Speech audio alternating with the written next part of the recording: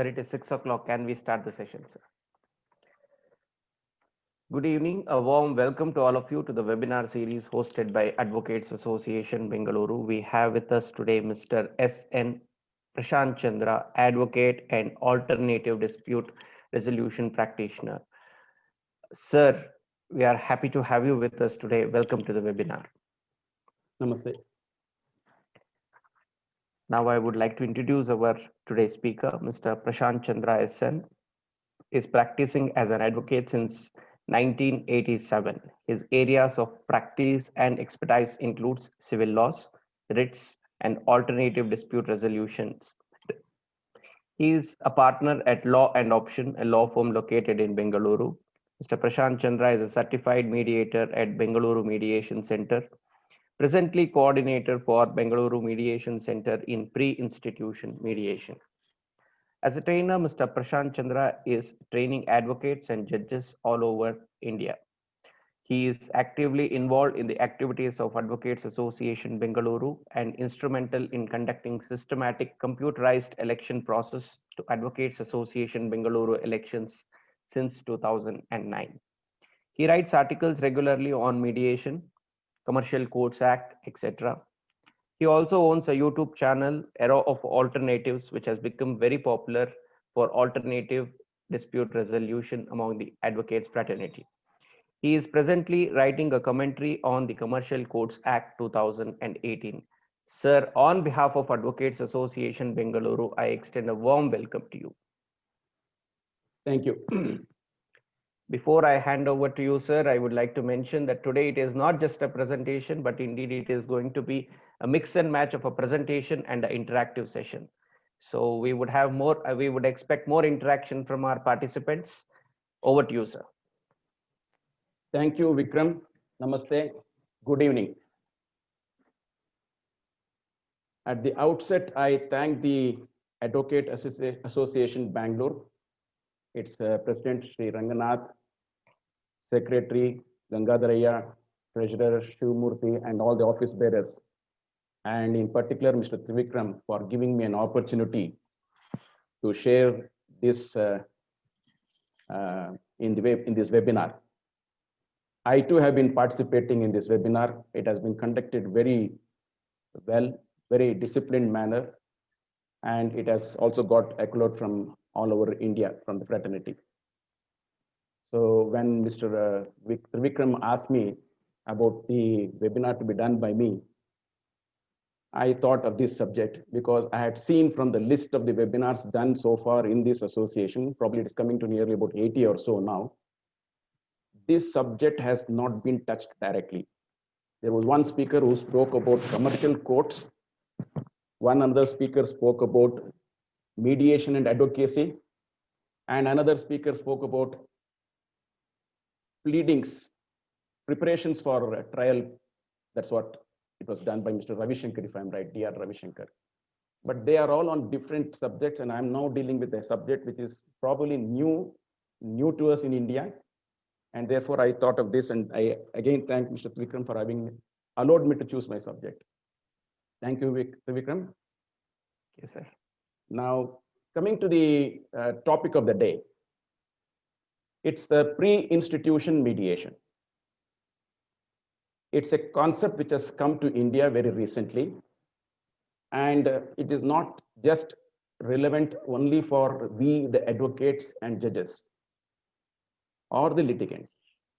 It is also relevant to mostly all the professionals like engineers, chartered accountants, company secretaries, architects, because they are also into, in some way or in sort, into dispute resolution in their own way, in their own limited sphere. So for them also this is necessary. In fact, at the request of the association, I have also sent the link to some of them who are not the members, who are also in the other profession. They also are joining. So what has been seen is this subject is relevant to we as advocates, as also to all the commercial establishments, industries, banks, traders, etc. I will go in detail to it.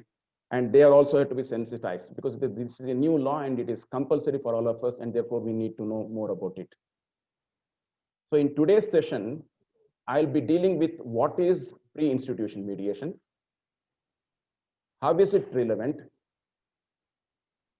under which act does it come, and what is mediation, how mediation, that is to say pre-institution mediation, I may call in between as PIM in short, because pre-institution we call it as PIM. How PIM is to be approached, who can approach to PIM, and what is that they can expect in the PIM.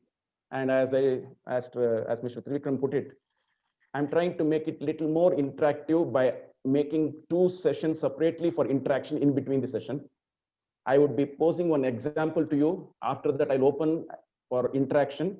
At the time, I would like to know from you your views on that example.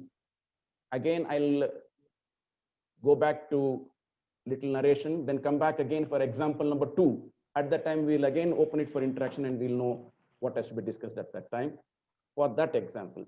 So we have also interactive session. Please keep that also in mind. The idea is to see that we all understand it and use it in our sphere of profession. Now, pre-institution mediation. It's a concept which has come to India very recently, I would say in the year 2018. We have heard of mediation. Mediation has come a little earlier, maybe 2002, and the pre-institution has come in 2018. So what is that mediation and what is this pre-institution? We need to understand. Therefore, let us now go back as practitioners. As practitioners, particularly in the civil dispute resolution area, we are all governed by a procedure known as Civil Procedure Code 1908. As we know, it has come in the year 1908. And we are all governed by that, and the disputes are being processed through that Civil Procedure Code. In the year 1940, Arbitration Act came into force, and some of the disputes were excluded from the civil dispute, that is a civil court area. And some where there was an agreement between the parties, arbitration took the lead, and arbitrator was appointed, and the parties were going under the Arbitration Act 1940. Probably some of the commercial disputes then were being adjudicated by the arbitrator. Then we have the independence of India in the year 1947, the constitution in the year 1950. Then we had in the year 1976 a major amendment to CPC, wherein a lot of amendments were brought in, probably section 148A, KVIT, order 26. Such other provisions were brought into force. Then again, we had an repealing of the old Act 1940 of Arbitration Act, and a new act which came into force, which is called as Arbitration and Conciliation Act 1996. It's in January 1996. It is again for arbitration and conciliation where the parties choose for it. There was some reference to mediation there. Section 30 of the Arbitration Act, for the first time found reference to mediation, but that mediation was not explained as to what is that and how is that, or there was no rules prescribed for that. After that, one more amendment was brought to Arbitration and Conciliation Act 1996 in 2015. To be precise, 23/10/2015. On that day, several amendments were brought into force for Arbitration and Conciliation Act, and it has become further strengthened now. In fact, further in 2019, few more amendments were introduced to it, and therefore arbitration has become a comprehensive adjudicative process now. Simultaneously, that is to say, on 23/10/2015, a new act was introduced.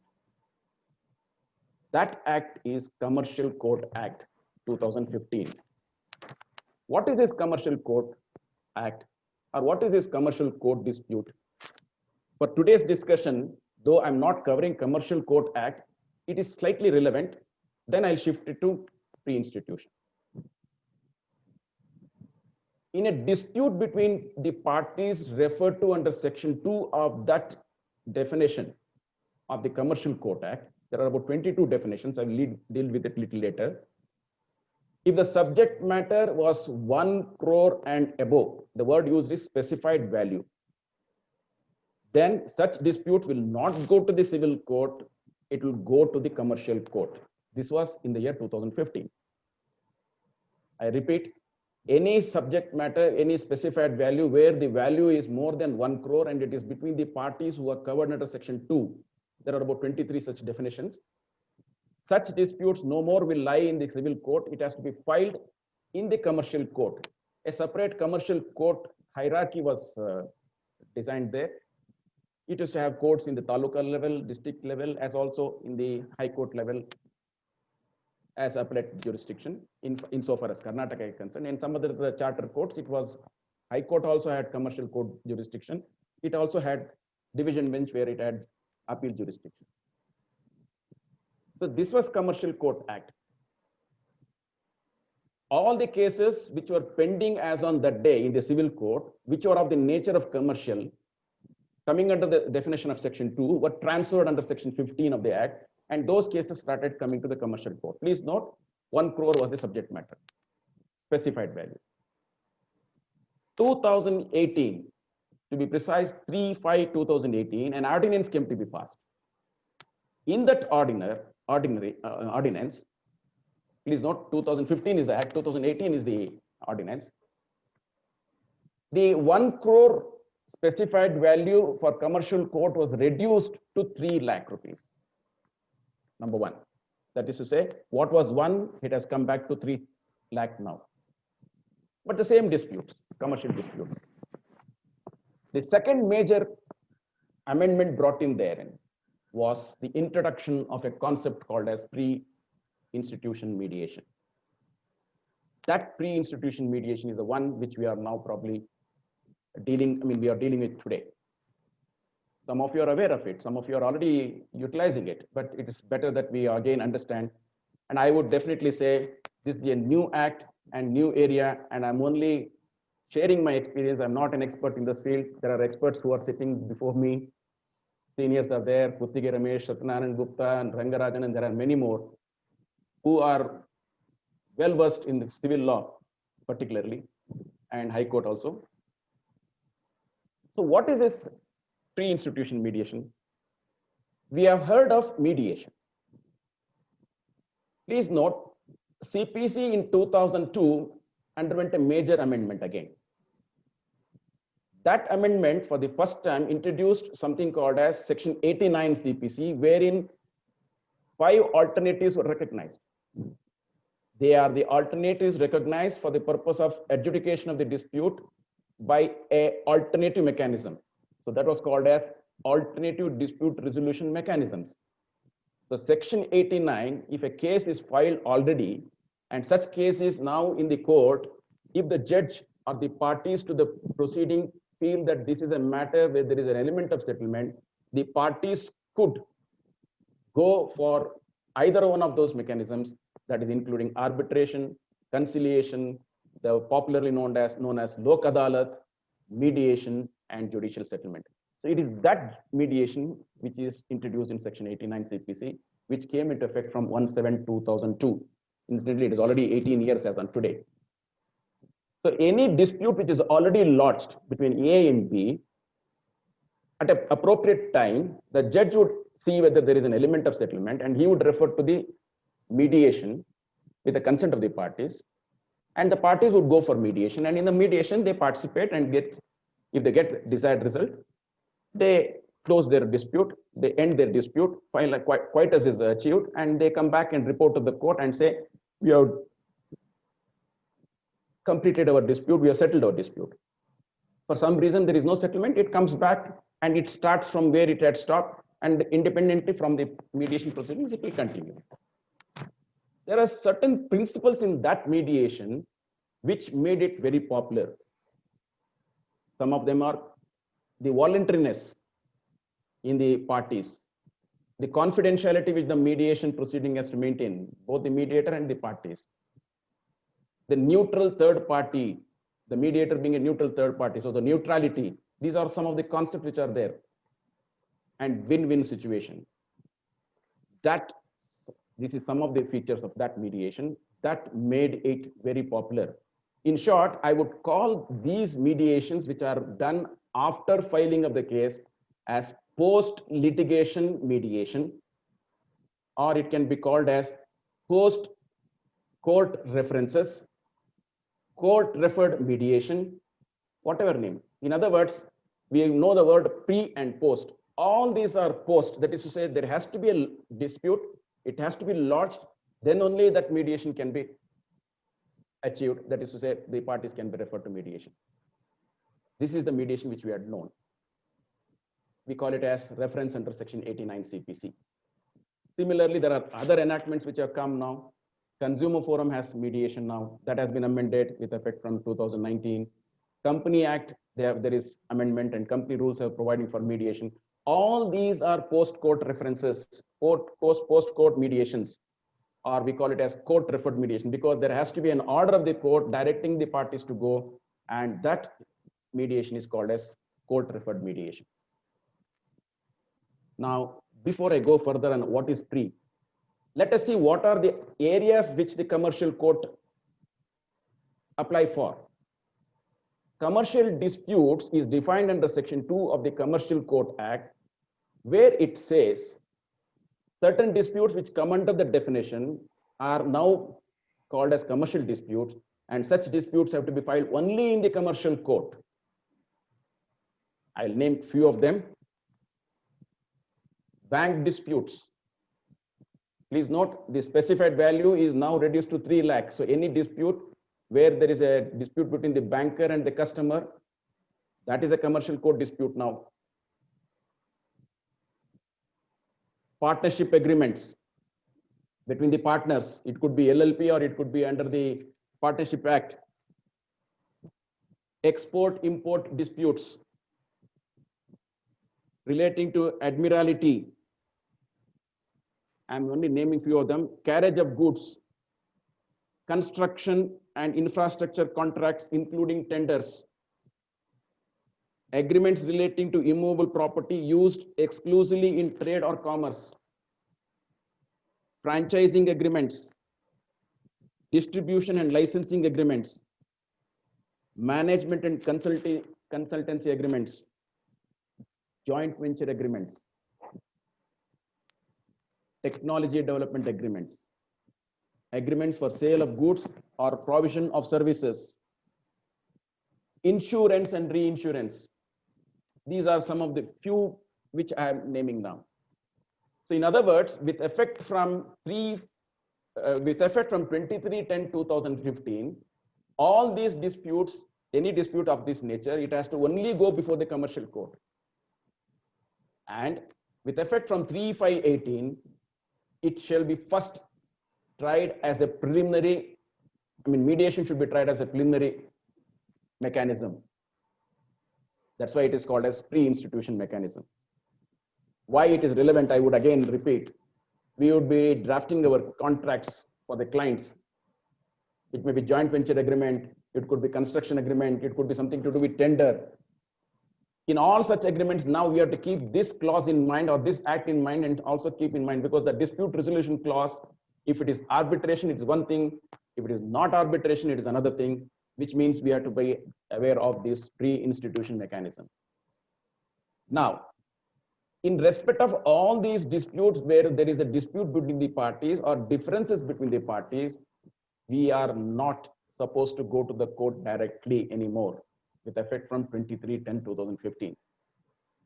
If there is a dispute between A and B, who come under the definition of commercial dispute, and the money involved, that is to say the specified value is more than 3 lakh, then the first option is only pre-institution mechanism, except when there is urgent interim order is required from the hands of the court, namely order 38, order 39, maybe order 40 CPC. In such cases, the parties can avoid going to the pre-institution and directly approach and seek for interim injunction orders, interim urgent orders. Otherwise, in all matters where there is no such urgency, the parties have to first explore the pre-institution mechanism compulsorily. It's a mandatory provision. So with effect from 3/5/2018, Chapter 3A was introduced.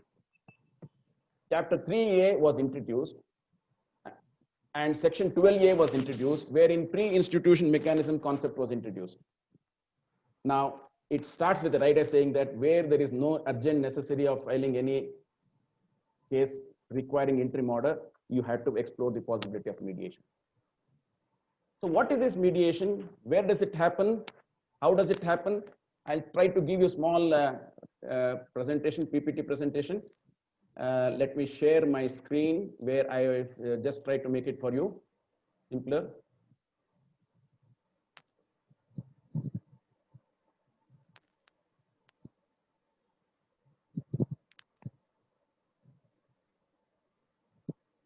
The process of mediation shall be by application, that is to say the disputant, the possible would-be disputant, I would say, if he has a difference with his opponent, he has to first approach the district legal services authority of his jurisdiction where the cause of action lies. And that district legal service authority, he has to collect a form called as Form 1. It's called as an application form, where he has to give the minimum details, where it will have to be the name of the party, that is to say himself, his details, his whereabouts, his contact numbers. Then about the opponent, we call them as applicant and opposite party. Then he has to pay a deposit of 1,000 rupees by way of DD to the authority for the initiation of the process. After that, the process continues in the mediation, that is to say the district legal service authority, they issue notices to the opposite party.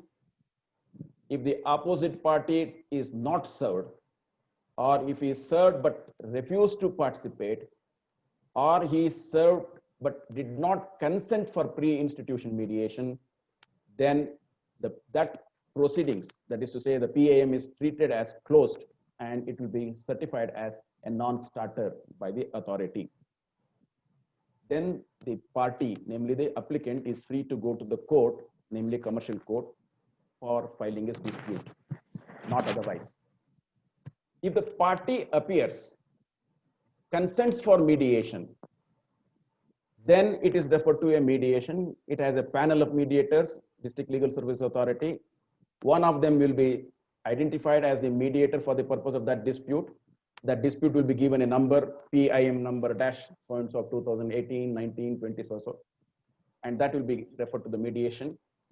Both parties are supposed to deposit mediation fee, which is equally to be shared by both the parties. The mediation fee is provided under Schedule 2 of the pre-institution mediation rules, where the minimum is 15,000 for a dispute of 3 lakh and above, and maximum of 75,000. Once both parties consent for mediation and both parties deposit the mediation fee, the mediation starts. Please note the initiation fee of 1,000 is different, and the mediation fee is only when mediation is started. That is to say both parties consent. So once that is happened, then the mediation begins in the premises of the district legal service authority. This is the process. Now, let me give an example as to how we can work this mediation, or how the mediation works. That is to say, how the PIM works. I would like to take one illustration for the purpose of understanding. There is some name shown in that particular graphic which I'm using. That is nothing to do with the dispute hand, or I mean, there is no such dispute. I'm just for the purpose of understanding, you have taken it out from the internet. Now we'll assume there is a tenant and landlord. The landlord is the owner of this premises, wherein he has given it to a tenant who is using this premises for trade and commerce. Maybe in this instance case, he's selling some hot cakes, bread, etc., biscuits. And the relationship between the landlord and tenant is that of a tenant using the premises for trade and commerce. For the purpose of commercial court, under section 2, this is a commercial dispute if there is a dispute between the two parties. Let us just imagine that this is a dispute, this is an agreement between the two parties, where the rent payable is about 50,000 per month, and the advance is about 10 lakh rupees, and the tenant goes on paying the rent, and they both are doing well. There is absolutely no dispute between the two parties or the differences between the two parties. Few months later or few years later, the party, namely the tenant, stops paying rent, or he becomes irregular in payment of rent. And one day the landlord looks at his accounts and finds that a substantial amount of, say, about 10 lakhs, 20 lakhs is due from the tenant towards the rent.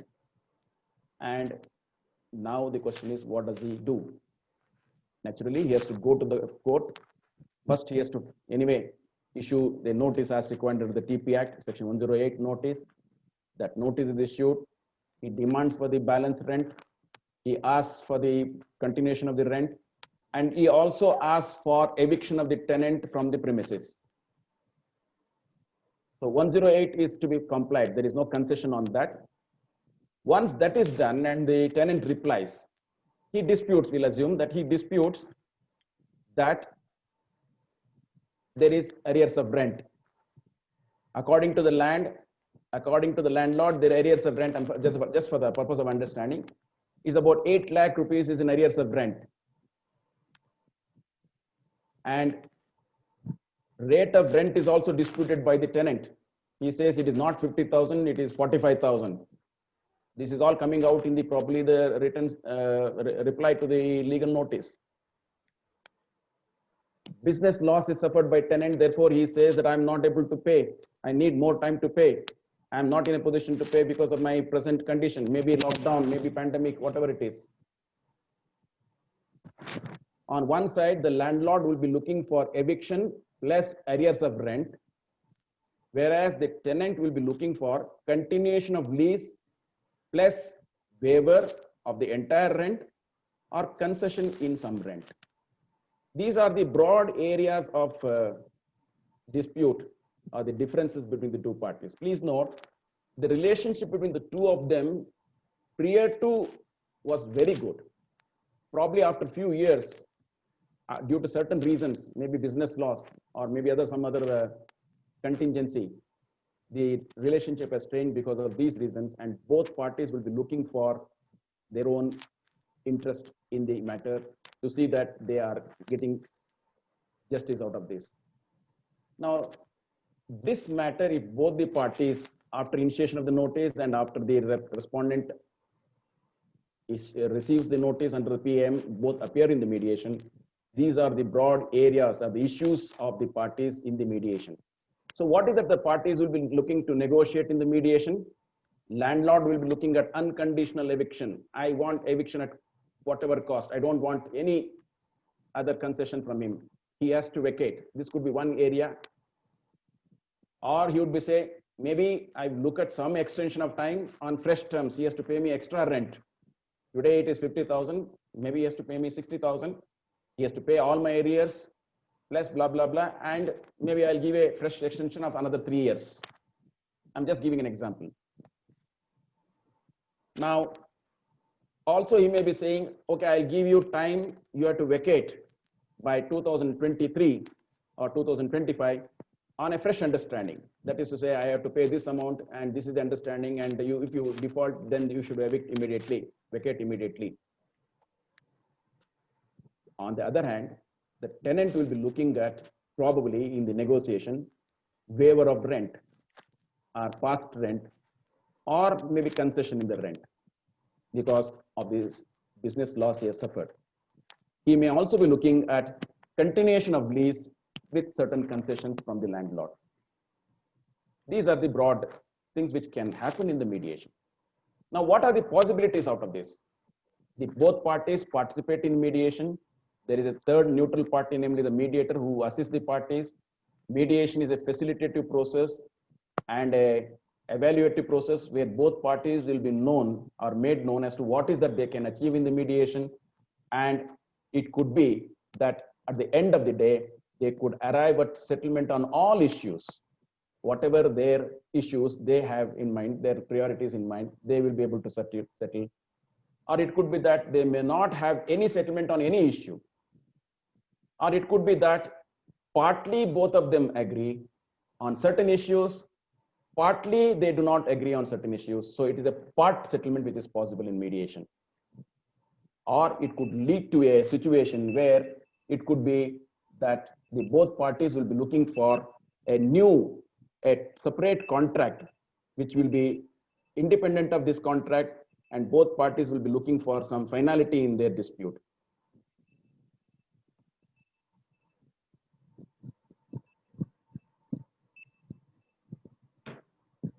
Sorry.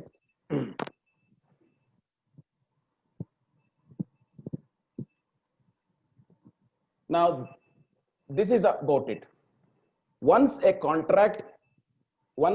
matter is settled in mediation between the two parties, both parties will be looking at settlement drawn in the mediation. Mediator assists both the parties in drawing the settlement, and both parties will arrive at a settlement in the mediation. And in the process, that and signed by the parties as also the mediator. And once that is done, the mediation settlement attains the nature of a decree of the court. If there is finality and there is a settlement on all issues, the parties will have a settlement which will be recorded and which will be signed by both parties and the mediator and submitted to the authority, namely District Legal Service Authority, which has the effect of a decree of a court. Therefore, the parties need not have to approach the court again. If for some reason they have no settlement or they have part settlement, to the extent of the settlement, they can always arrive at a settlement by entering into a compromise. In respect of the remaining one where they are not settled, the party is free to always approach the court afresh, that is to say, the commercial court, lodge his case and continue his dispute therein. So mediation, agree to agree is also possible. Agree to disagree is also possible. Agreeing to partly agree and partly disagree is also possible.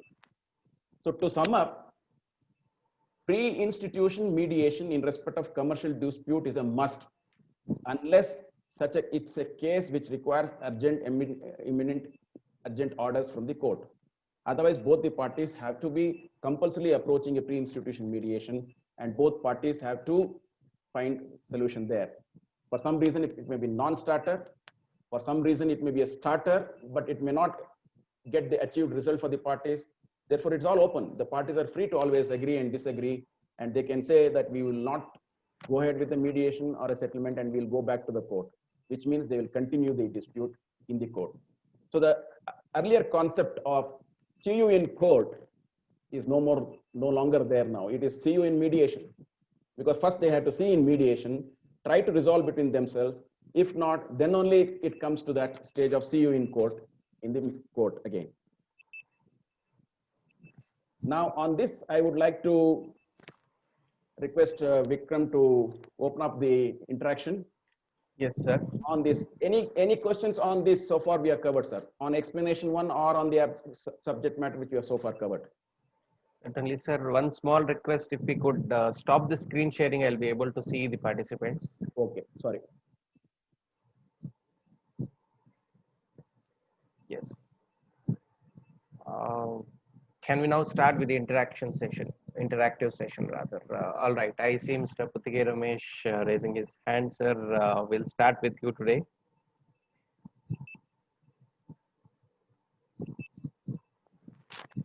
Yes, sir. 1 second, sir.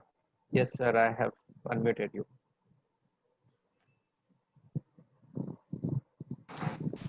Good evening, Mr. Prashant. Good evening, sir. So, first thing, excellent presentation so far. Thank you. And then, excellent service being rendered with the mediation. There is absolutely no doubt. But I have, as an advocate of 40 plus years, I have certain practical questions, which of course you may require some time to answer. There's on a later date. So therefore, I don't mind on that. See, two questions I am very particular. First is, see, number of cases before the introduction of the mediation and after the introduction of the mediation. Because I feel that the mediation appears to have increased the number of family disputes. So it was not that much when I was a junior, but now I see that almost every day we come across cases where the family disputes are rising, maybe because of the IT and all those things, but it is on the increase. The second question is, See, suppose there's a demand for tender coconut, more demand for tender coconut. The prices of the coconut will rise, or it may not be even available. On the same analogy, as an advocate, that mediation at the taluk level, successful mediation at the taluk level, has reduced the inflow of cases to the district courts. Likewise, the mediation at the district level, like MVC matters, has reduced the inflow of cases to the high court level. Naturally, in the same way, inflow of cases to the high court, the mediation at the high court level has stopped flow of cases to the Supreme Court. So do you think this mediation has affected the profession of advocacy? That's A good question. the last thing. Yeah, sorry. So the last thing, of course, on this, these mediations are being conducted in different places. See, when the service tribunals came to be introduced, there was one chairman of the service tribunal, I don't want to name that honorable judge. He said, this court is special. You can't say that you are held up in high court. So therefore, if you want to practice here, forget your high court practice and come. So when that side of honorable judges or mediators insist, then we have to give up practices in different courts and concentrate on different single subjects. On the other end, is it not better to have all these courts in a single building? That's it. Of course, if you want some time, you can answer it personally or in a later date, or if you're ready, of course, as usual, you'll be ready always, you can answer it right. Thank you, sir. All the questions were excellent. But only thing is, the first question is about the family court. We are saying it is about increase of family court dispute because of mediation. Probably you're referring to something which is not the subject matter of discussion for today. I'm only confining it to pre-institution mediation in commercial court. Therefore, I would like to answer you in separately another day. Second is mediation is leading to reducing of number of cases. I would definitely disagree with you. But again, I would not like to speak about it because both these questions are about post-court mediations, which you have asked. Whereas the third question, it's a question which I am not able to answer because there is an infrastructure which is required. In a city like Bangalore, you probably have to have more places to have all the courts in one building. So probably I will not be able to answer that. So definitely I will answer, sir, but not here because today's my domain is only on commercial court, very limited to pre-institution mediation. But I would definitely say pre-institution or mediation, that is to say post-court or pre-court, are concepts which we have to accept in life. We have to move on with it. It has already grown beyond our levels. It has grown beyond that because in the 18 years, mediation is gaining importance.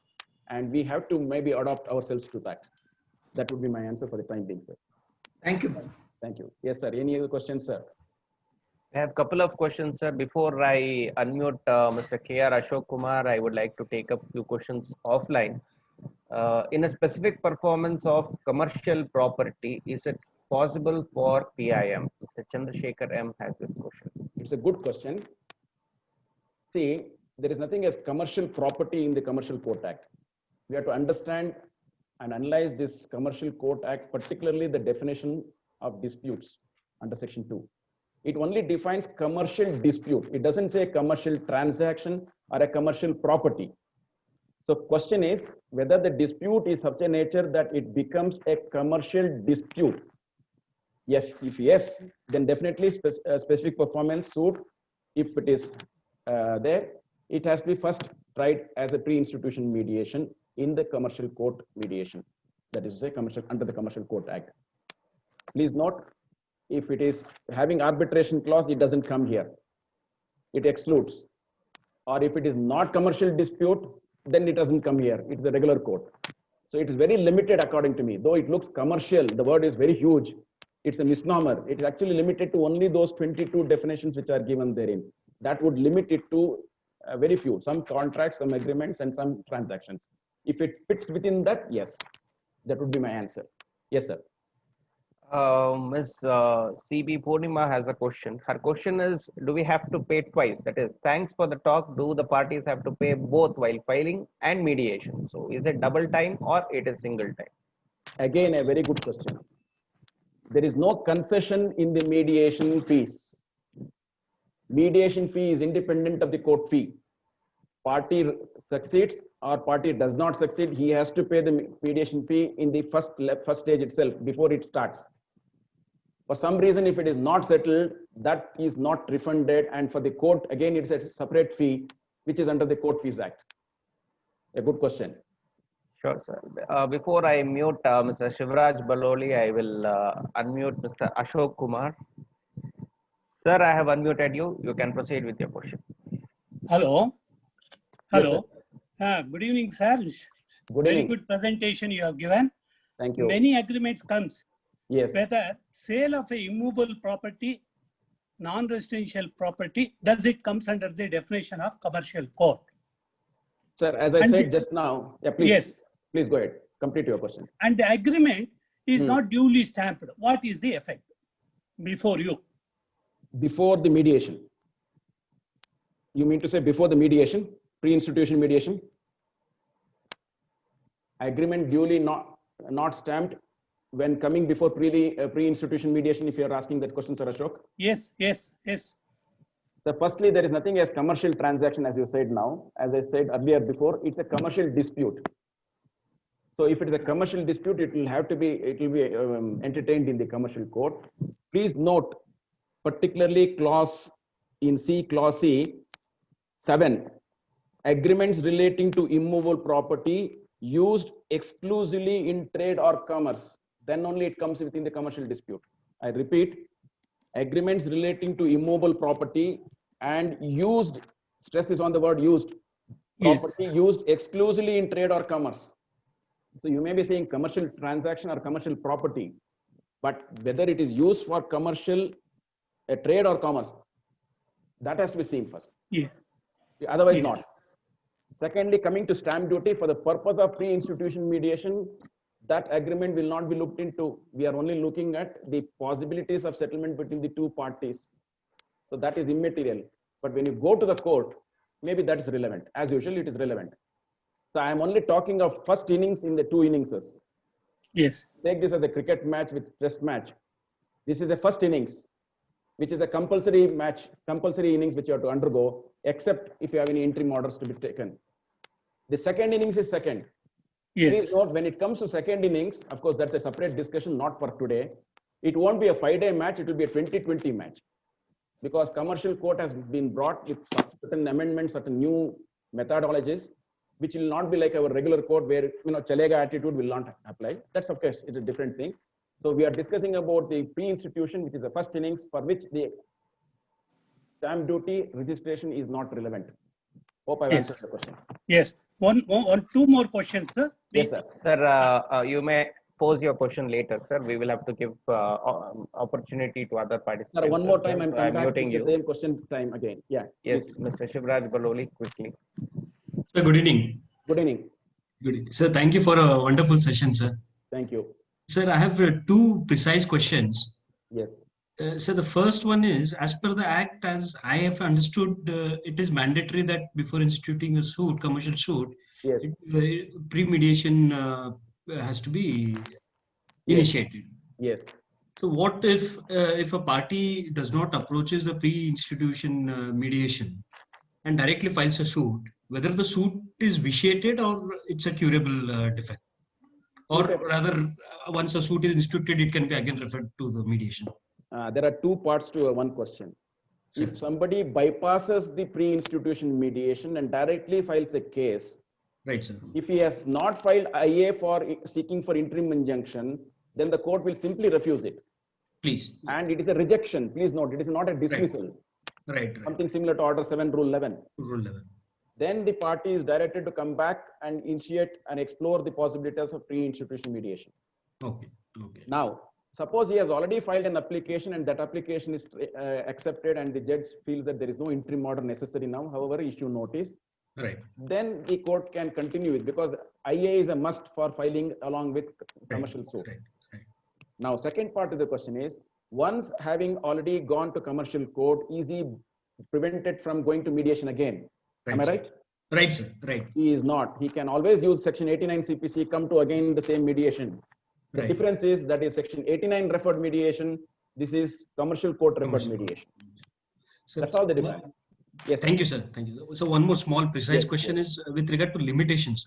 So Ah. what happens to the limitation if I've approached the pre-institute, the mediation before filing the suit, and suppose on the day I approach the mediation center is the last day for filing the suit for. Again, a very good question. I should have covered it in the first instance itself. The period from when, that is to say, the institution of the pre-institution mediation application by Form 1, tendering the DD, that Right, is the sir. starting day of the mediation. PAM, start from then. So PAM, till the such time it is closed, there Right, is a sir. closure report given by the mediation saying that it is not settled. Or if it is a non-starter, it is given as a non-starter by the office of the District Legal Service Authority. Till such time, because the word uses such period is exempted from limitation. Only Okay. such period. Right. Just give an example. 1st March you file it. 1st May it comes back, and Right, it's a sir. non-starter or it is a failure. That Okay. period from 1st March to 1st May only is exempted. Please note. Right, sir. Right. Okay. Hope I've answered your. Yes, sir. Thank you, sir.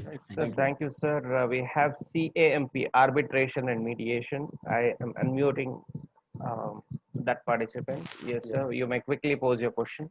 CAMP, arbitration and After this mediation. question, we'll go back to the narration and come back again. Yes, sir. Yes, we will come back. We have our beloved participants having questions, but despite that, we will get back to Because you. most of them I will be answering now in Definitely. the second portion. Very quickly, you can pose your question. CAMP, arbitration and mediation. I'm unmuting. From the office of Laila Volapalli, madam. Camp. Once again, I would like to mention that only if you have a question, please use the option of hand raise option. Otherwise, please don't hit that button just because it looks very interesting, because it would be very misleading for us. All right. Yes, sir. We can get back to the presentation now. Okay.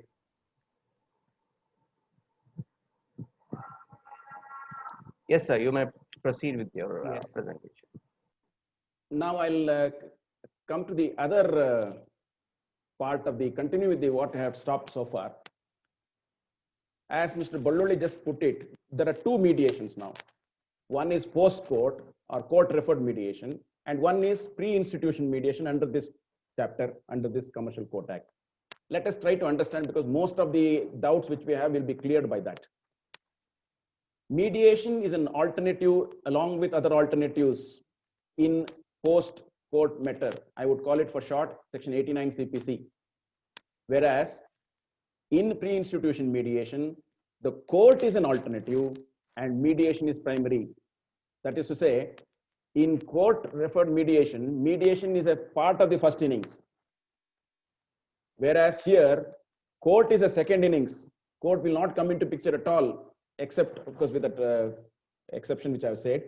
So it is first mediation, then court. Next. Mediation is an alternative along with other alternatives. I think the same thing has come. Yeah, now. Mediation under section 89 CPC in Bangalore is under Bangalore Mediation Center. Please note, when I'm saying before Mediation Center, in Bangalore, it is Bangalore Mediation Center.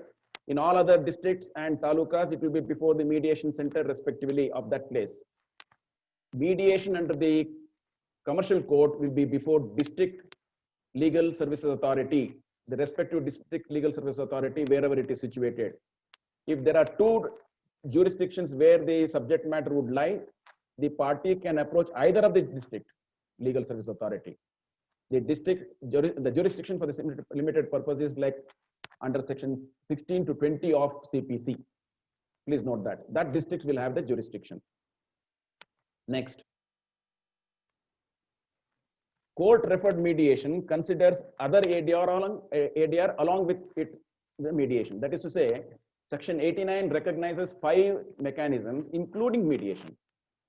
Whereas in pre-institution, only recognized mechanism is mediation. Arbitration is not recognized as pre-institution.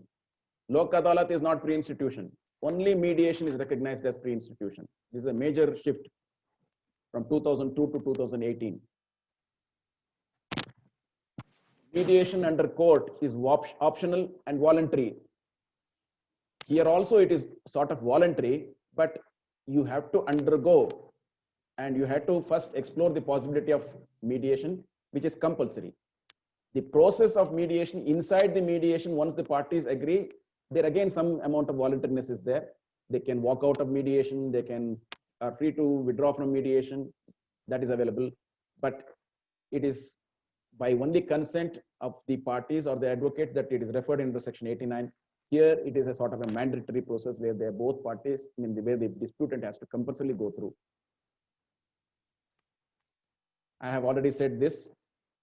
This is post and this is pre. You understand the word postcard, pre-SIM card. So we all know that word very well. In a section 89 proceeding, a suit is a must. That is to say, plaint is required to be filed.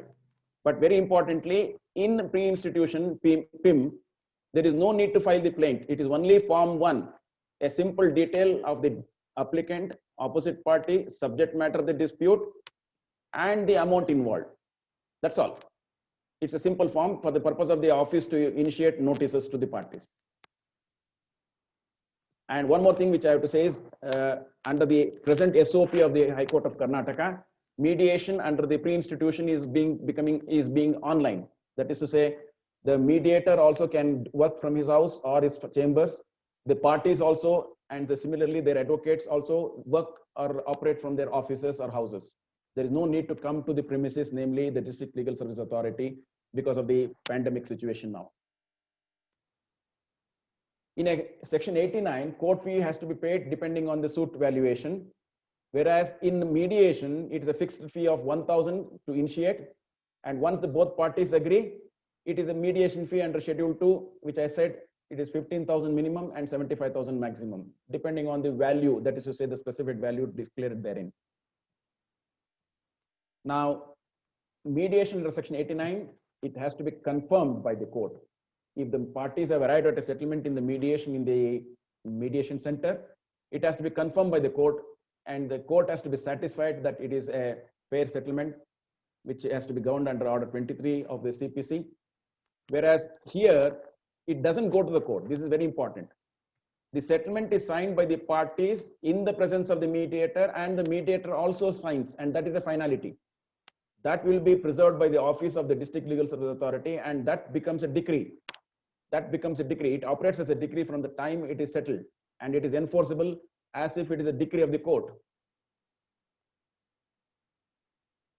Mediation, all civil nature cases can be referred.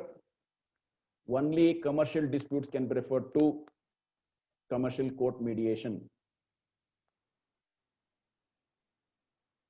In mediation under section 89, matrimonial disputes, for example, where there are other matters, or some civil disputes where injunction declaration is sought, all those cases can be also tried or disposed of along with that, or tried along with the other mediation matter which is referred.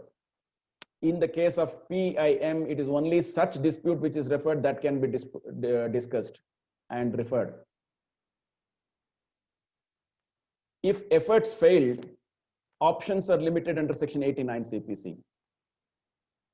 Whereas in a PIM, who knows, the parties may not have signed a settlement, but due to the discussion in the mediation, due to the various negotiation offers which have come through the mediation, immediately they may not agree to settle the dispute, sign the settlement, but there are always unlimited doorways where the parties can look for some other settlements between them, some other avenues where they can try to find some solution outside the mediation. So this is a huge opportunity for the parties where they know why they have agreed to agree or why they have refused to agree, and agree to disagree is also mediation, and that may result in unlimited doorways. Once a matter is referred to mediation and for some reason it does not materialize in settlement, it comes back and there is no bar for referring the same matter to arbitration, conciliation, or even Lok Adalat. But in the case of PIM, there is no scope for cross-reference. Settlement is subject to the confirmation by the court. I have already dealt with it. Whereas in the case of a mediation under PAM, once it is signed by the three of them, that is to say mediator and the two parties, it becomes final. This is again connected to that. Mediator shall not sign the settlement under 89 CPC, whereas the mediator signs the settlement under PAM. This is very important. A matter once referred to mediation under section 89, the maximum is 60 days. And with the consent of the parties and the court, it can be extended by another 30 days, not more than that.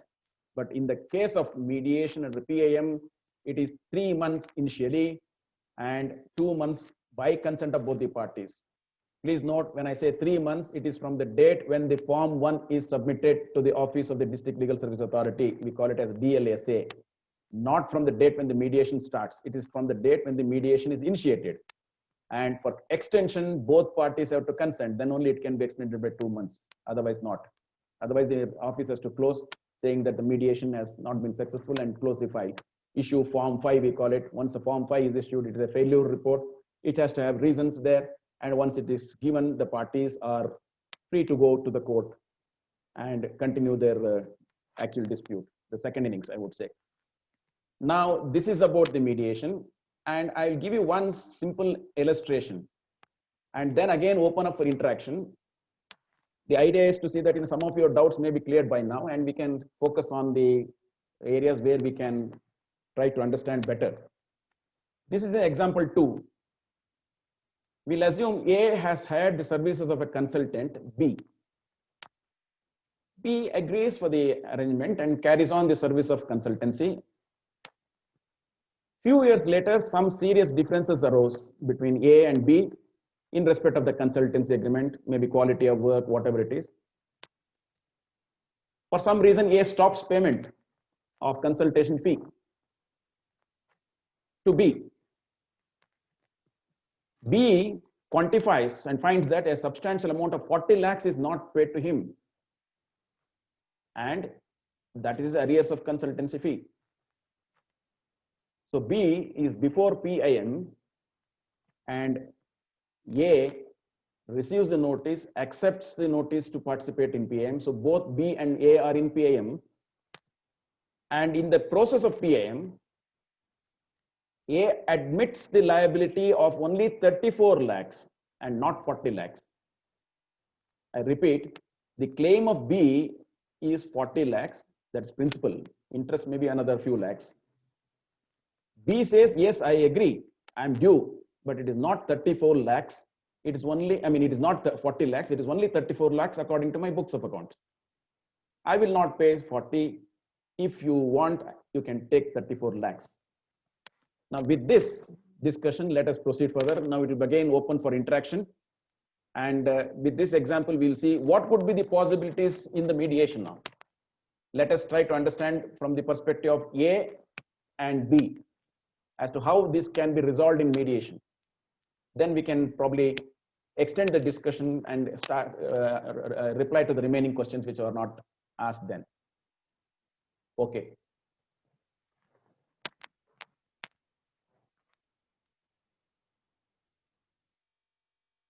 No tiger.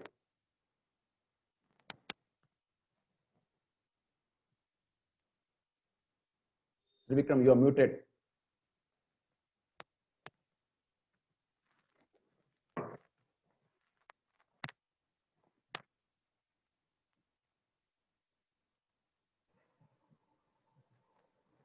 Yes, sir.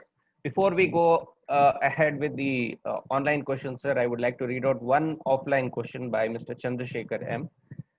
Sir, you told that for PIM, it should be a commercial transaction. Then what happens to all NPA transaction of commercial banks? Before going to court, should they go through PIM? It's a good question again. Please note, there is something as Debt Recovery Tribunal, where the subject matter of dispute being more than 20 lakhs, it has to be before the DRT. Less than 20 lakhs can be before commercial court. They can't go to the civil court. They have to be only to the commercial court, but it has to be more than 3 lakhs. So there is a lot of confusion, probably only a regular practitioner will understand. Up to 3 lakhs, bank dispute will be before small cause court if it is up to 2 lakhs. If it is 2 to 3 lakhs, it is in the civil court. If it is 3 to 20 lakhs, it is in commercial court. And 20 and above, it is in the DRT. This is as far as the bank is concerned. Probably that's why I have taken the second example also. Customer, that is to say the borrower, can always come to PIM. There is no need that only he has to go to DRT. DRT is only for the bank. If the customer, borrower has grievance, that's why I use the word dispute and differences. It need not be always dispute. It could be sometimes differences. It may not be rectified as a dispute. It may be a difference between the two of them, maybe in the rate of rent, rate of interest, or some involved. So he may say mine is within more than 3 lakhs and less than whatever it is. He can come to PM. As also bank can come into PM if it is within 3 to 20 lakhs. Yes, sir. So to that extent, there is confusion. Yes, yes, definitely. All right, sir, Mr. Tibu De Parai, he has been raising his hand for quite some time, so I am unmuting him. Yes, sir, you may go ahead with your question. So suppose a dispute, in a dispute, there is an interim order, party wants an interim order. So he'll have to go to the court directly. Yes. So after giving the interim order, will the court refer, is it mandatory on the part of the court to send it again to mediation, or can the parties opt for mediation, or is it, or can they continue the dispute in the commercial court? Sir, Which once the three options? dispute is filed, a commercial dispute is filed seeking for interim order, the moment it becomes a dispute, there is no exploring the possibility of pre-IM once it is filed and with an application for seeking interim relief. I have already said to Mr. Shivaraj Balloli, I'm reiterating again. Whether interim order is granted or not granted, it will continue there in the commercial court. Such disputes, the mediation can be referred under section 89 CPC. That is to say court referred mediation. Once, that's what I'm saying. The cutoff is whether it is pre or post. If it is post dispute, 89. Pre dispute, PAM. Simple. Okay. Mr. C.K. Raghavendra has a question. I have unmuted him. Yes, sir. Mr. C.K. Raghavendra, I have unmuted you. Quickly, you may pose your question.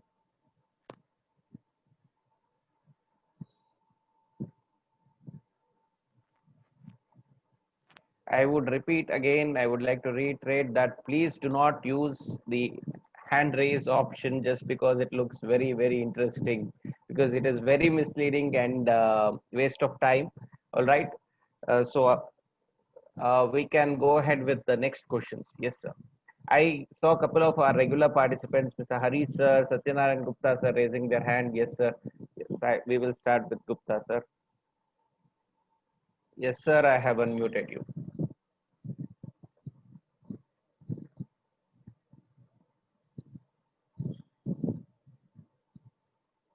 Yes, sir.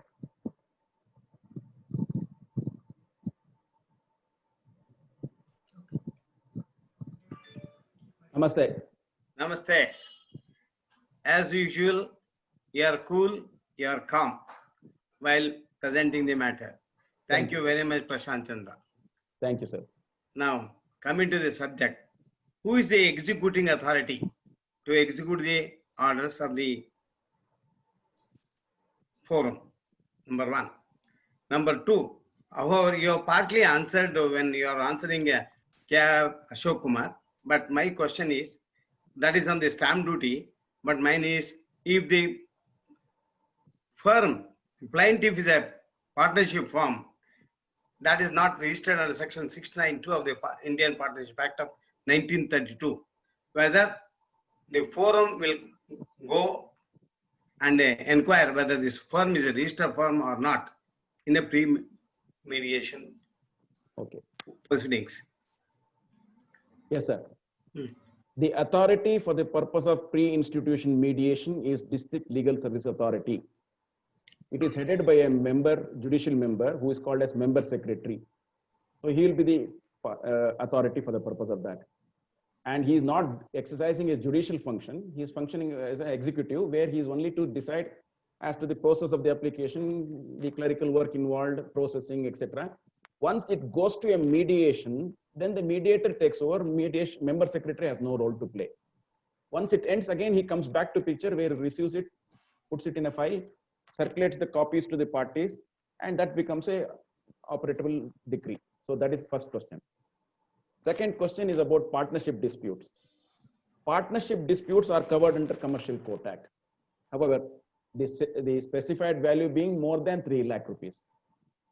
If the specified value is more than 3 lakh, then it has to be under the Commercial Court Act. Whatever be the relief, it could be dissolution, it could be rendition of accounts, it could be recovery of money, whatever it is between the parties. The second part of your question is section 69(2) apply agata. Section 69(2) will not apply for the purpose of PIM.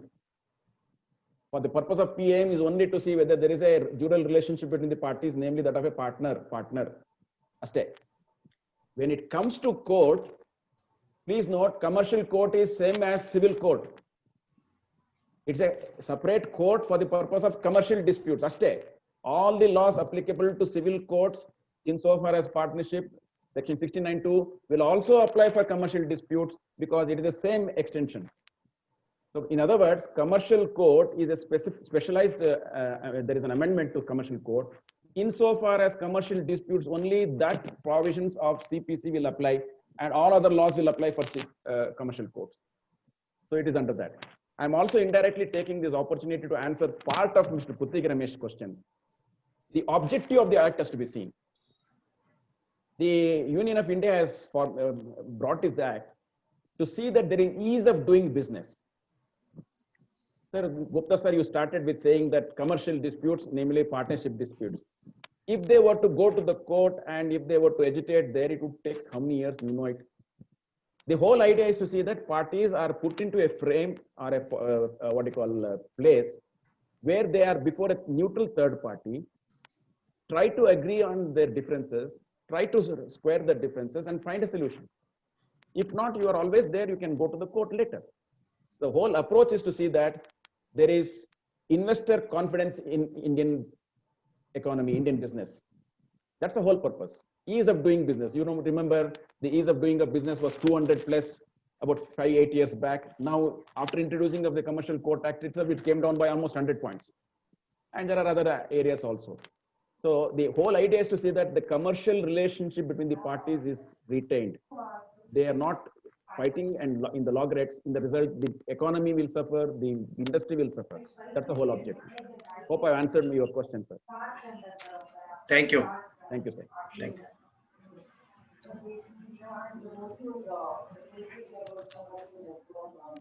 Thank you, sir. Now we have Mr. Chavan who has a question. Sir, I have unmuted you.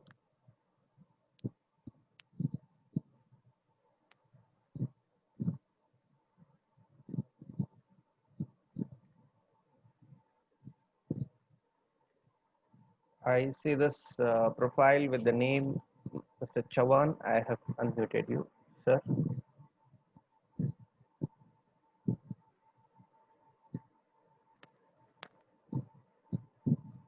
Mr. Rangarajan also has a question.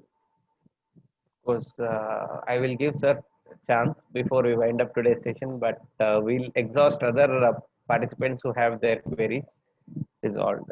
Mr. Ramdas Dashrathi has a question. Yes, sir. I have unmuted you. I have a question. If the mediation fails, yes. See, in India, one of the parties always take advantage of the litigation and normally do not cooperate in the mediation process. So in the regular court of law, the matter comes before the commercial court. If it doesn't turn up for the mediation, because the plaintiff was spent about 15K, or I mean, they have to wait for the time during the mediation. What is the kind of relief that he can have before the commercial court? You mean to say the plaintiff? Yeah, yes. Most of the plaintiff. It is the same. A disputant approaches PAM. If the other side does not cooperate or does not participate in mediation, he is free to go back to the court, ask the same relief which otherwise you would have asked. There is no bar that, once you have gone to PM, therefore you are limited and your options are limited. All the options, all the prayers which he is wanting, all that he can ask. Only thing is you have to exhaust and go. explore mediation and then only go. Otherwise, So- all your reliefs which you're otherwise entitled to, you can ask that. There is no bar. So the respondent doesn't cooperate, it's only Yes. the loss of time to the plaintiff. Exactly. One more thing is probably with that view only they have fixed the mediation fee which has to be paid by both. That is to say, let the defendant, would be defendant, I would say, opposite party, let him also take this mediation seriously. So once he deposits, probably he will be taking it more seriously because he knows that he has invested his money for the dispute being resolved. Therefore, they will be more serious as compared to a court annexed mediation where the entire thing is free. So there are certain advantages in section 89. There are certain disadvantages in PIM. So both are there. We have to see. That's exactly the purpose of this webinar where we have to see which case is more suited for which purpose. So Yes. awareness is also required amongst us as also amongst the litigant public to know and understand how we can resolve this or how we can use it or which is the best effective mode. Maybe in some cases, knowing the defendant, knowing his attitude, maybe mediation is just a formality, go there, drop form 1, Yes. get a refusal, come back and start your litigation. Don't So the waste your time. application, sir, one more question. Yes, The sir. application of section 9 of the Arbitration Act for interim measure, Hmm. is it before the commercial court only? Section 9 of the, it's a good question, but answer I may not be very because it is dependent on the jurisdiction. Section 9 of Arbitration and Conciliation Act is actually a court. Ah. The court defined therein is under the civil court, not commercial court. Under 9, if I'm right, under the arbitration, interim reliefs, section Yes, yes. injunction, etc., it is the before a court. That court is under section 2 of the Arbitration and Conciliation Act, and therefore that court is different from the commercial court. Maybe for administrative reasons, they are clubbed and both put in the commercial court because of the nature of the dispute being similar. Otherwise, it is court, and that court is not commercial court. Thank you, sir. Thank you. Yes, sir. Right, sir. We'll take up one last question in this session by Mr. B.S. Satyanand. Yes. Sir, I have unmuted you. You may quickly go ahead with your question. Sir, I have two questions. Yes, sir. Can you hear me? Ready. Yeah, please, please. You will have to I pose have it two very quickly, sir. questions. Yes. See, once in a PIM, Yes. if the PIM fails, is there any concern or refund of the fees paid to the PIM center? This is first question. Hmm. Shall I answer this first? Hello. Yeah, please. Once a PM mediation fee Sir, is not paid able- to, pardon? Once a amount is submitted to PM as mediation fee, irrespective of the result, the money is not refundable. Okay. There's no refund at all. The second question. Yes. Second question is a dispute, two parties are under dispute. They have approached two different courts. That is, insofar as their personal assets are concerned, they have filed a civil dispute before a civil court. Now, insofar as their business dispute is concerned, which is coming under the Partnership Act, they'll have to approach a commercial court, Yes. for which pre-institution mediation is a must, Yes. right?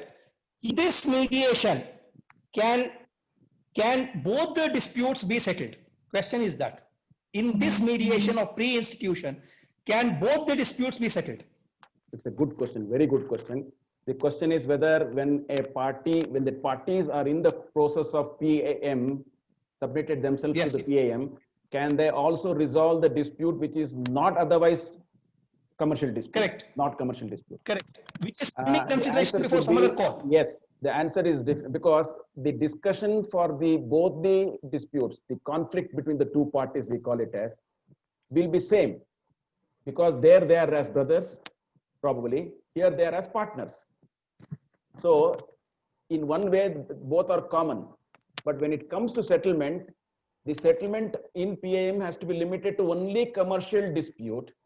And that settlement, which is private between the two of them, has to be separated and it has to be by an independent agreement. Or if it is under section 89 CPC, refer it to 89 CPC, get a settlement done there. Am I clear, Mr. Satyanand? Yes, sir. You He is can muted, sir. discuss here, add it for the hodgepodge for an understanding I'm saying. But when it comes to finality, limit it to only the commercial court insofar as PAM is concerned. Insofar as the private dispute, either you resolve by a separate private agreement, or maybe you have a same thing referred to section 89 CPC, formality, get a settlement done. If it involves refund of court fee, naturally you would like to do it. Get a settlement there and get it resolved. Right, sir. Before we proceed with the next unit of today's webinar, Mr. Nanda Kishore from Mangalore has a question. Whether a suit by bank regarding education, agriculture loan comes under commercial court? It's a very good question again. See, please note, the word used under section 2, 1C, 1 is ordinary transactions of merchants, bankers, financiers, and traders, such as those relating to mercantile documents, including enforcement and interpretation of such documents. If I have understood Mr. Nandakishore, it doesn't say agricultural loan is not part of this transaction. Agricultural loan is also a transaction. Education loan is also a transaction of a bank. Therefore, that is also a dispute which comes under that, under the Commercial Court Act. Probably the confusion has come because of the word trade or commerce, which is used elsewhere under clause 7. That is only for the purpose of agreement between the two parties, being for including immobile property. If you read it in isolation of all other definitions, limiting it to only section 2C, 21C1, it is a commercial transaction and it has to be before the commercial court. Or if it is something to do with DRT, as I said, it could be under DRT. Hope I've answered your question, Mr. Nandakishore. Yes, sir. Thank you very much. Can we now move on with the presentation, sir? The presentation is only limited to the last example. I would like to go back to that just to say, Please, sir. Yeah. And we have a couple of them, our regular participants, Rangarajan sir, Hari sir. So we will get back to them in the last interactive session. Okay. Sir, I had given this example. Can I request some of you, particularly Mr. Rangarajan sir, is this matter we can find solution in mediation? Just for the purpose of understanding and discussion, I'm asking. There are two parties here. They partly agree, but one party says, I'll only limit it to 34 lakhs. I will not give you more than that. The other party says, no, I'm entitled to 40 lakhs plus interest. My question is to Mr. Rangarajan sir. Can this be resolved in mediation in any way? I'm just unmuting Rangarajan sir. He is unmuted. Yes, sir. Prashant Chandra, very, very kind of you, very nice, very enlightened, in-depth exposure to the subject. Thank you, sir. Now, if I were the advocate in this example, how I would react, I am telling you. See, a bird in hand. I will say, keep open the question of 6 lakhs.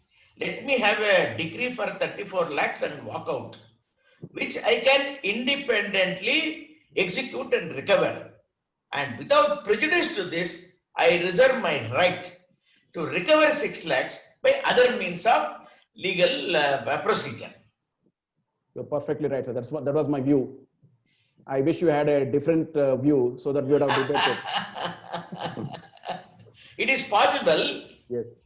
If the opposite party, if I were in the advocate for opposite party, I would say no question of reserving your liberty.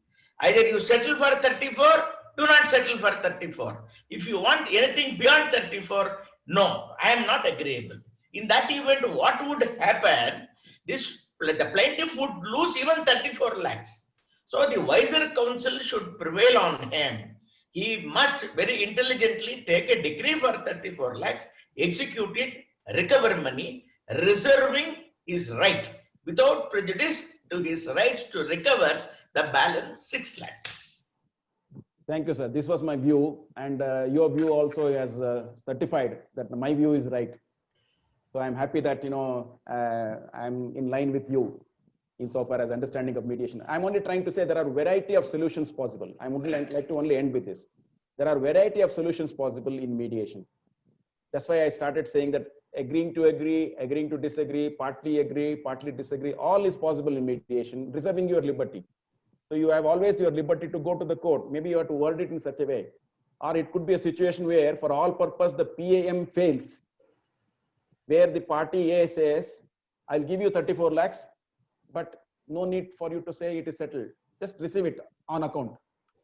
If you want, you fight the case. I'll say that I have paid you 34, I will not pay you and contest. So it can happen in PAM. PAM fails. Academically, PAM fails.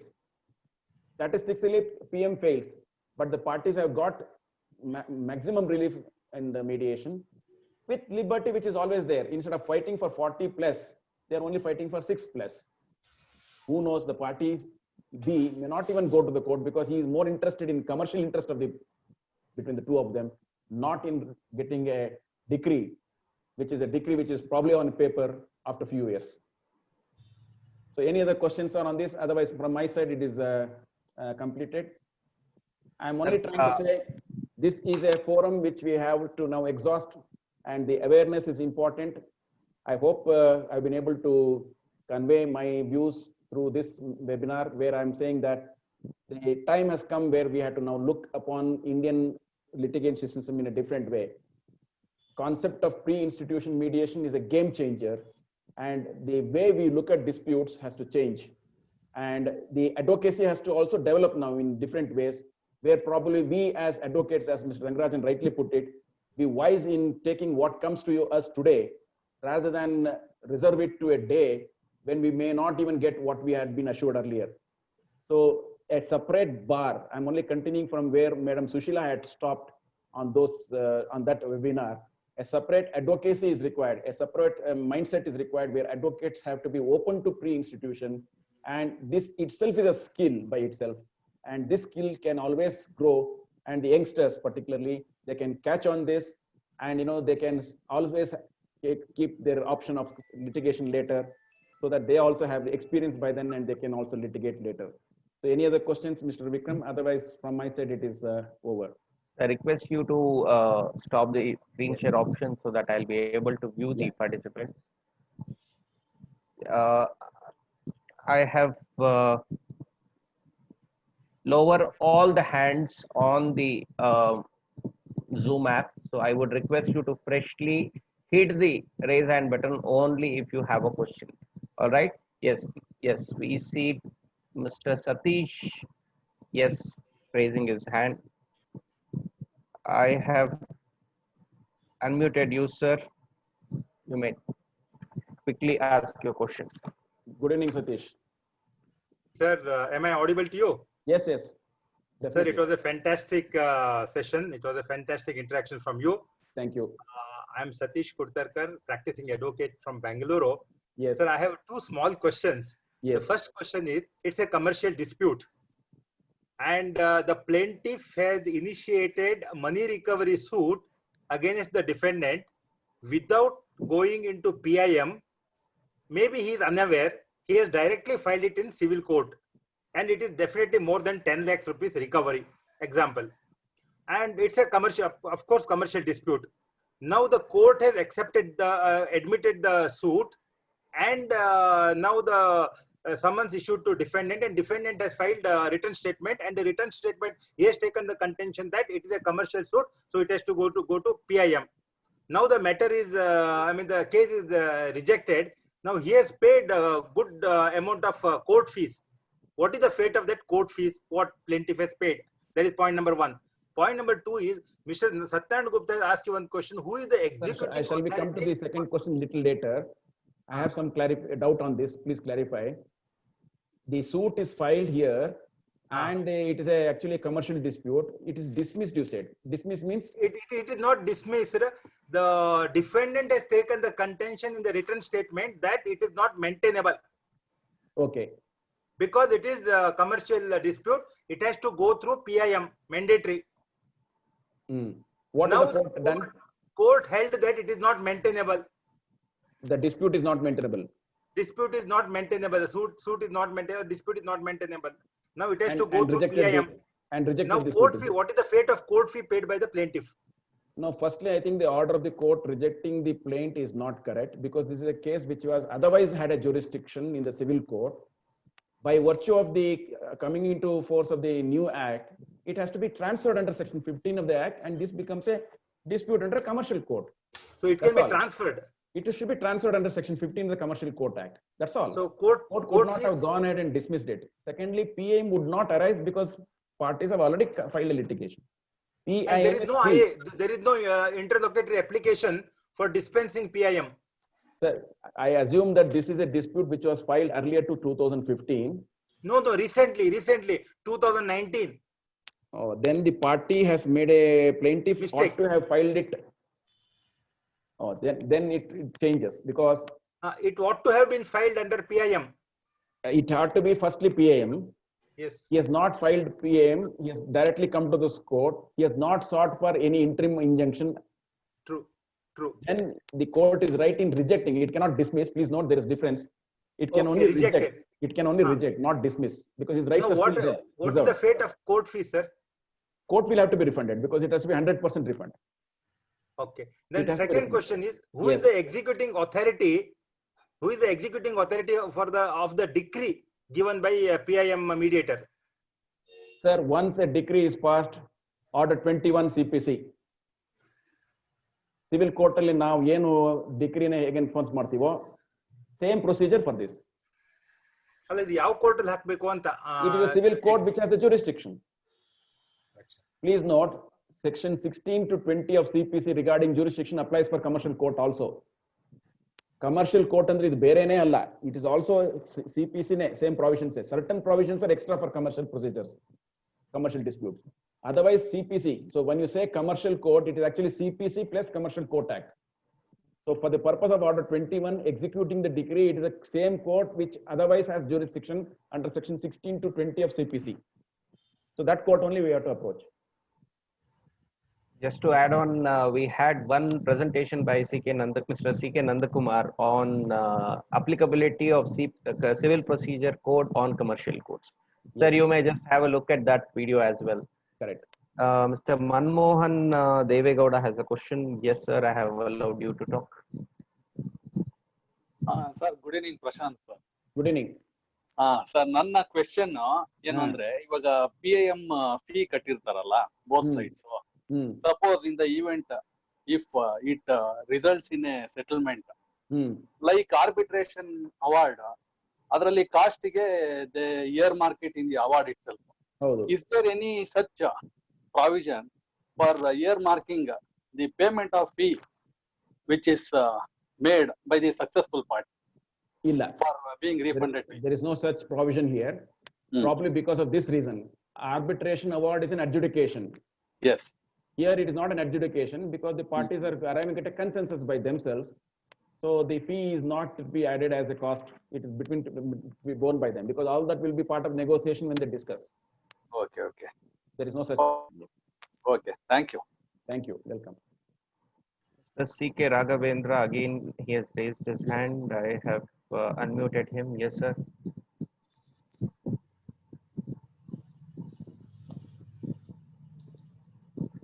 Mr. C.K. Raghavendra. I see one participant with the number 89F38. I have allowed you to talk. Yes, sir.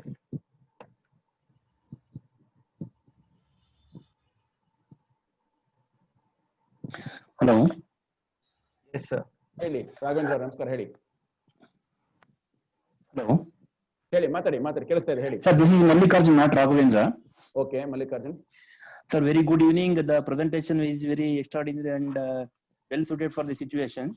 Yes, sir. So now my question would, with regard to payment of mediator fee of rupees 15,000 minimum and 75,000 maximum. Okay. ಹೇಳಿ. So the mediation time would be limited to 3 plus 2 months. Correct.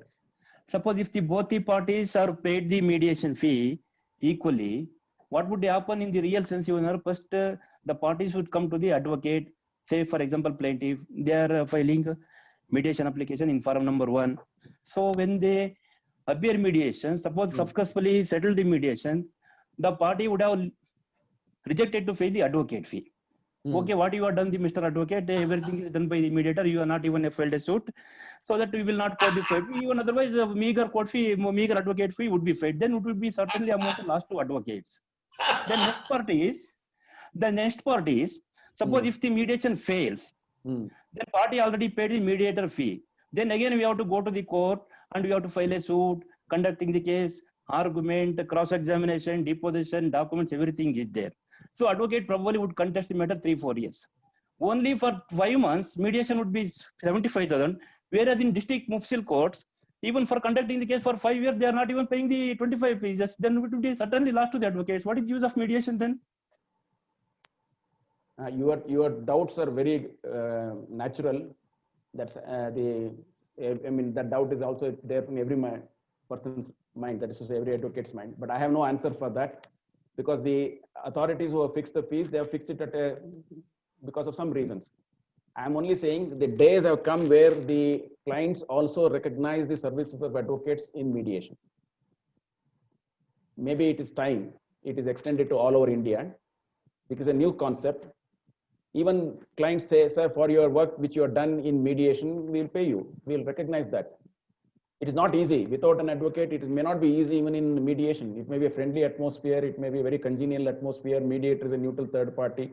But there are cases where sometimes the requirement of the advocate is there. So such times, you'll always consult the advocate, because he is very confident with the advocate. He may be knowing the mediator. Mediator may be very friendly, but still he is not very comfortable with him.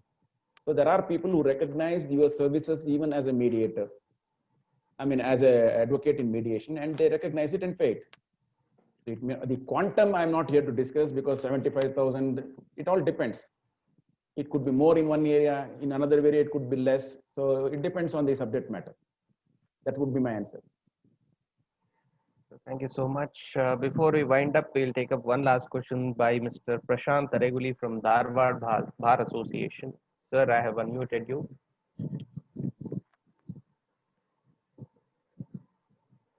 Mr. Prashant Areguli from Dharwad Bar Association, I have unmuted you. Yes, sir. Sir, my question is, if any fraud in the PIM proceedings, where to challenge? Hello?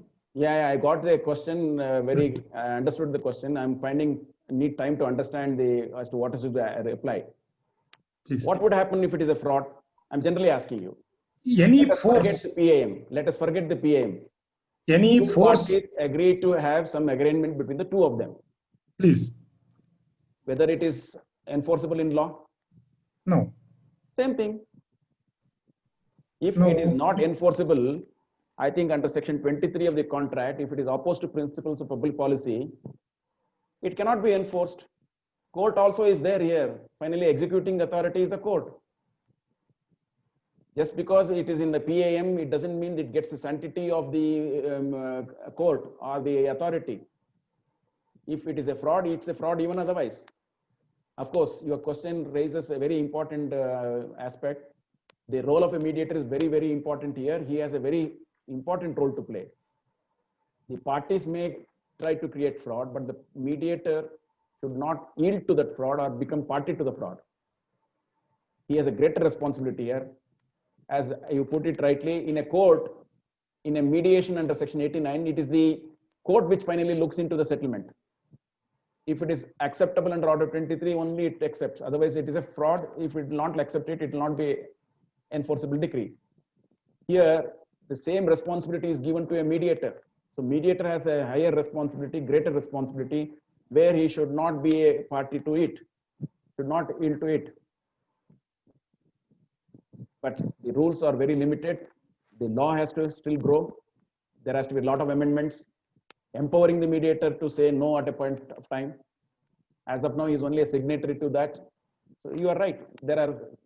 These questions are very important. This should not result in frivolous things being settled in mediation in the guise of pre-institution mediation. Hope I've answered your question, sir. Sir. Thank you, sir. Harish, sir, you had a question you had raised. I think it is answered, but however, I'll unmute you. You may just. Yeah, good evening, Prashant. Excellent presentation. Thank you for a wonderful session. See, in so far as agreements of immovable property is concerned, you mentioned that it should be for trade or commerce. Okay, I enter into an agreement to take this property for my professional purposes, which is like a self-employment. The question of trade or commerce doesn't arise. Where do we stand as far as PM is concerned? You are talking as Harish lawyer, or you are talking as Harish? I mean, a self-employment means what? As a professional? No. As a professional, see, even for a self-employment purpose, if somebody enters into an agreement for this immovable property to use the place for. It's a debatable issue, Mr. Harish. Is it a trade or a commerce? No, I'm saying, see. Finally, what we have to see is, in the guise of self-employment, if I am doing trade or commerce, then I'm covered. No, if it is for a professional purpose, which is different from the regular trade or commerce. Okay, I'll give an example of our own profession. Suppose I am using it for, you are the landlord of my premises where I'm using it for my advocate's office. Yes. Advocate's office is not commercial, trade or commerce. Therefore, it is not commercial court. Suppose a doctor is using, I don't know whether it's a trade or commerce. That is also a profession. That is why I'm saying. Okay. Suppose a lab is being run by a doctor. Then that becomes a trade. That becomes trade. That's what I'm saying. It's a debatable issue and it's a matter of interpretation. Correct. Thank you. Thank you, sir. Yeah. Right, sir. Thank you, sir. We have for a very exhaustive presentation as well as a very good interactive session. I would like to thank you on behalf of Advocates Association Bengaluru, sir, for a very stupendous job. Thank you so much. Thank you. With your permission, sir, now I would like to sign off today's webinar. Thank you, sir. Sure. Thank you, sir.